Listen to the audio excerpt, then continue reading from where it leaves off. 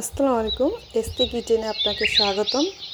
আজকে আমি আপনাদের জন্য একটা নতুন রেসিপি নিয়ে এসেছি, ডাঁটা শাক দিয়ে কই মাছ। প্রথমে কই মাছগুলো ভালো করে ধুয়ে পরিষ্কার করে হলুদ আর লবণ মাখিয়ে তেল গরম করে ভেজে নিব। মাছটাকে খুব ভালো করে ভেজে নিতে হবে।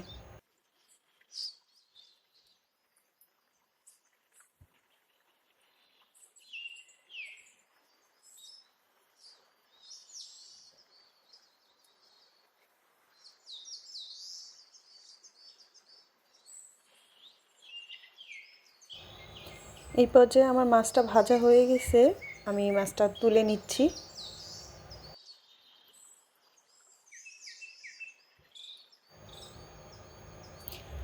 এখন কড়াইয়ে তেল গরম করে আমি দুইটা ছোট পেঁয়াজ কুচি দিয়ে দিচ্ছি।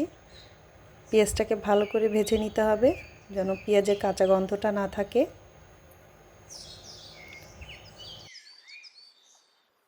এই যে পেঁয়াজটা ভালো করে ভাজা হয়ে গেছে, আমি পেঁয়াজটা ভাজা হয়ে যাওয়ার পরে এখানে সামান্য পানি অ্যাড করব যেন মশলা দিলে আমার মশলাটা পুড়ে না যায়।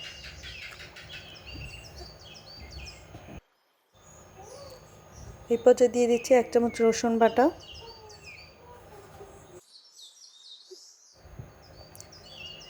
দিয়ে দিচ্ছি 1 চামচ জিরা বাটা, দিয়ে দিচ্ছি 1 চামচ শুকনো মরিচ গুঁড়ো। এখন ভালো করে কষিয়ে নিব, একটু পানি দিয়ে ভালো করে কষিয়ে নিব যেন মশলাটা পুড়ে না যায়।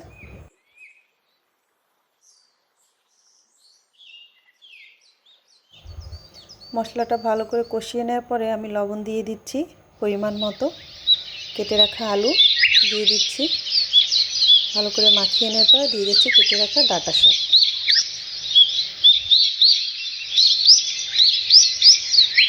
ভালো করে নাড়িয়ে নেওয়ার পরে এই পর্যায়ে দিয়ে দিচ্ছি হলুদের গুঁড়া।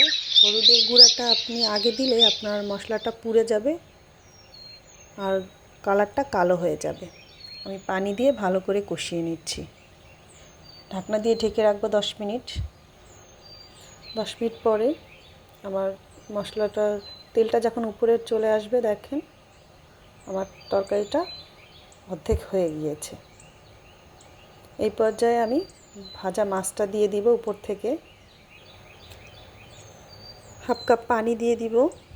এখন আমি ঢেকে রাখবো 10 মিনিট। আমার তরকারিটা হয়ে গিয়েছে। এই যে এখন পরিবেশনের পালা।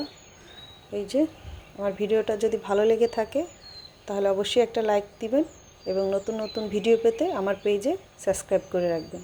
ধন্যবাদ।